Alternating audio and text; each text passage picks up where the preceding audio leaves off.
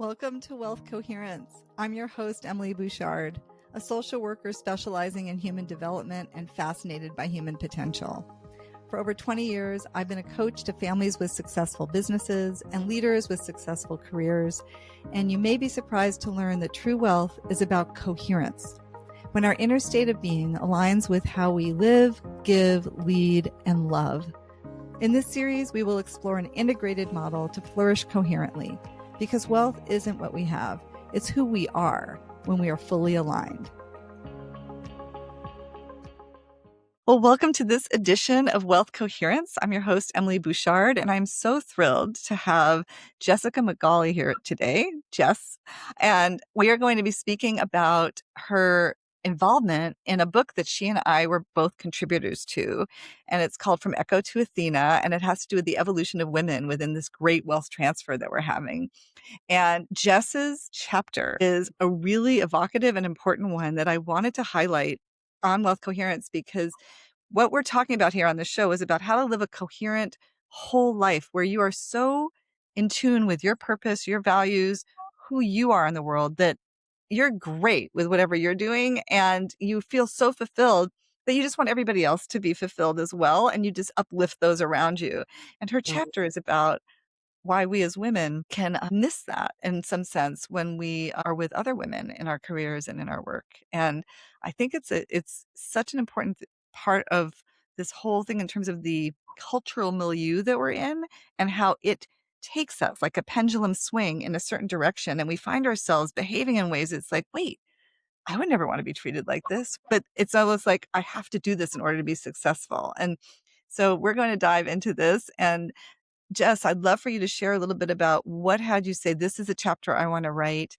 What was your Greek inspiration? Because this book uses Greek mythology to get us thinking about women and wealth in different ways and really changing the narrative. So I'd love to start there in terms of how you came upon this topic and who you chose as your Greek inspiration and why. Well, thank you. Rochelle, our amazing author, editor, everything, she, I think, gave us all quite a lot of room, didn't she, in the creative process. And she sort of said, it's, gods and goddesses, and I want you to have a think about who you would like to write about and attribute part of your story to. And I looked at sort of the list and I was like, you're missing Medusa. And Rochelle quite rightly was like, yeah, but she's not a goddess. Like, I'm not sure. And I was like, but we're missing something here because everybody knows Medusa. Even if you don't know the story, you know that face, the severed head with the snake hair and the eyes that turn anyone into stone. And I said, I think we've got to tell her story. And her story is unfortunately far more dark than many people realize. I think everybody sees Medusa as the monster. Whilst there is definitely an element of that, she wasn't once. She worked for Athena. She was one of her guides, her servants, her maids, and she was pursued by Poseidon and ultimately raped in Athena's temple. And when she turned to Athena for sort of support and guidance and protection, she didn't receive it.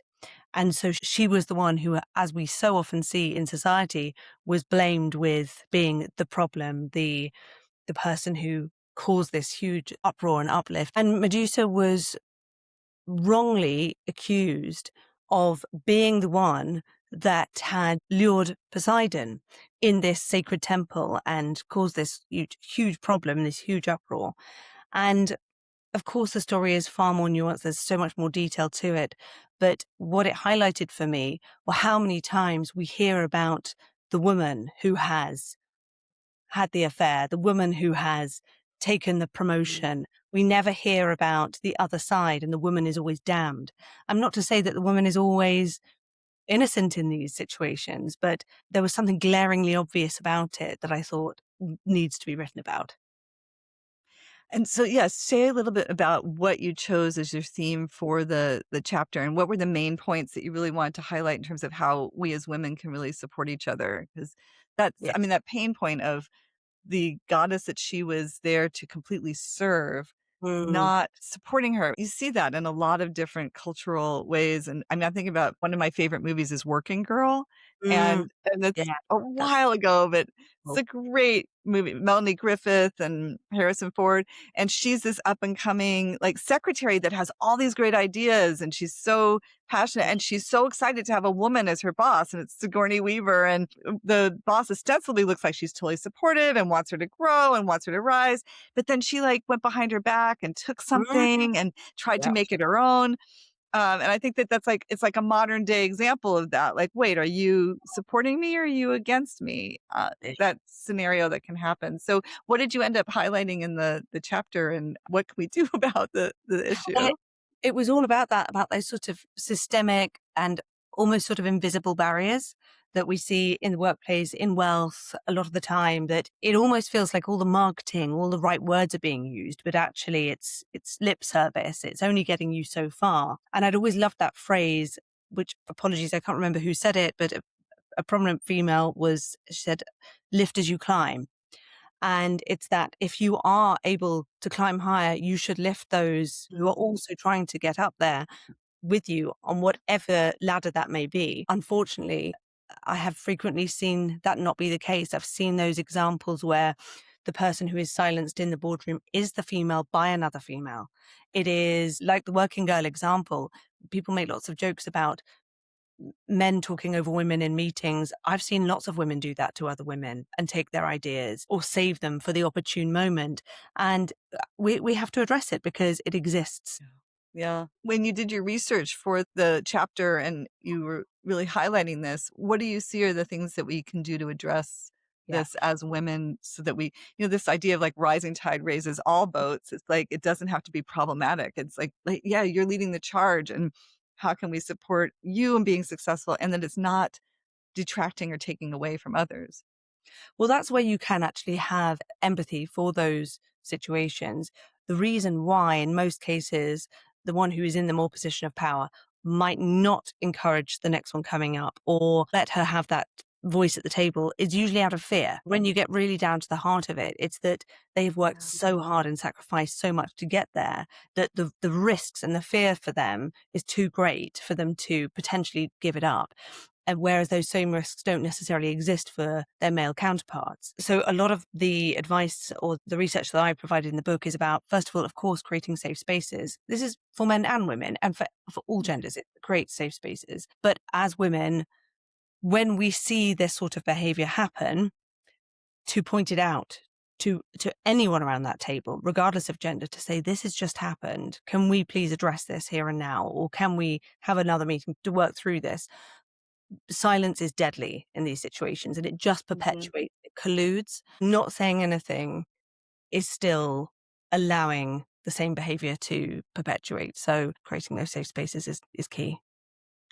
Yeah, I think I would add to it in terms of the wealth coherence perspective is this awareness and intentionality, where it's like, wait, if I want to be a force for really being a system change agent here, it's like, that's my intention. And it's a subtle thing, but it's how do you do it in a way that actually is a stand for what's right while also being an invitation for people to join it, as opposed to this like, that Yes. was wrong. And then people feel defensive and push back, right? I agree. I think it's a very hard line though, because for so many of us who have, I run my own business and before that I worked for a predominantly male company. And I'm not against the rage. I think a little bit of rage is no bad thing. If you feel something, some fire, some passion in you, actually that can help make change. Yeah, it's an interesting thing. One of the things I share in the work that I do is this map of communication. And when you are in a place of pretense, which is where we've been residing quite a bit, which is like go along to get along, don't speak up, don't make it awkward. I had Deb Liu here on the show. She's the former CEO of Ancestry and was very high up in really successful tech companies.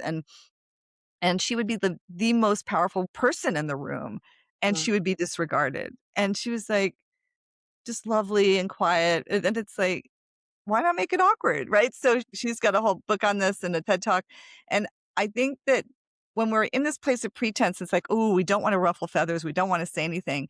what you're talking about is the catalyst to get Mm, out of that pretense and into a place of saying what's so is anger. It is a powerful force and catalyst to do that. yeah. And what I recommend is that there's different kinds of martial arts, right? There's the one where you attack and you are really like forward focusing, channeling that anger into an attack. Yep. I really like Aikido, studied it for years. And it's this using that anger to then engage Yeah. and then redirect. So instead of like right at Mm, it, punching it back, it's like you meet it and then you redirect it where you want it to go. And you take that momentum and you guide it where you want to go. that And then energy. you can be in a place of this coherent equanimity within yourself in terms of this is the right thing to do. And it gives you this sense of like an inner power and empowerment that's much more effective than True. what we typically do with rage, which is lash out. And then it doesn't invite the engagement and the joining together to look at something the same way. So I'm all for knowing when there's anger there, Yeah. channeling it and using it for sure. But, Yes. look what happened with Medusa. She became this Gorgon that was like horrifying and terrifying because she's like, no, nobody's ever going to treat me badly again. So, No. yeah. But I am also a big fan of well-behaved women rarely get things done.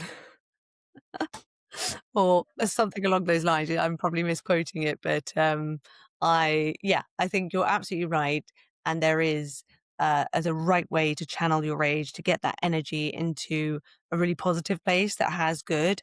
But I'm with you on the martial arts. I'm also a big fan of it and have done Muay Thai for years. And Oh, you yeah. do learn so much from that process of also, as we both know from doing martial arts and any of your listeners, is that the minute you step into aggression, you're going to get hit.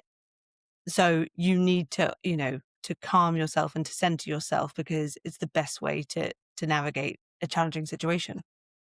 Yeah, and you see so many other options too. I mean, that's Uh, the other yeah, part, right? Like when you go to a place of the rage taking yeah, over, it really makes it myopic. Like your field of vision actually physically narrows. Like you just cannot see yeah, all the different options and allies and places where you could yeah. engage really effectively. And I'm all for speaking up and Mm. making it so that things are awkward, but in a way this can also be like an invitation for doing it differently. Like, let's try that Yeah, again, I And love I think that. it's interesting because there's a movie out now on Netflix in the States. It's called Ladies First. Oh, yes, I've seen it. It's Oh, fantastic. and so it's kind of like, in a way, taking that rage and turning it on its head and having like, let's have men like see it from the woman's perspective in terms of how we're And treated in the world. I don't know if I watched it with my husband. My friends have all watched it with theirs, and it's great because all husbands go, "Yeah, we see it. We totally see it." And And I they get, haven't before, right? Like it's like it's not like, oh yeah, I know that we behave like it's like after they see it, they're like, oh. yeah, yeah, it's great. Just needed Netflix to make a movie like, 50 years ago. Well, let's hope it starts a conversation that has more couples really engaging in that way. And also, I think, again, the women with the women, too. I think that that's the other part that's so important that I'm glad you're highlighting as well is how do we Mm, be allies for each other and that, yeah. there's more likelihood of success in numbers being successful. Thank you for listening to this episode of Wealth Coherence. If it resonated, I'd love for you to share it or leave a review. This will help others find their way to this space. And if you're ready to keep exploring what it means to live, lead, and give from a place of coherence, head to emilybouchard.com to stay connected. Until next time, be well internally and allow your external life to be the fullest expression of who you truly are.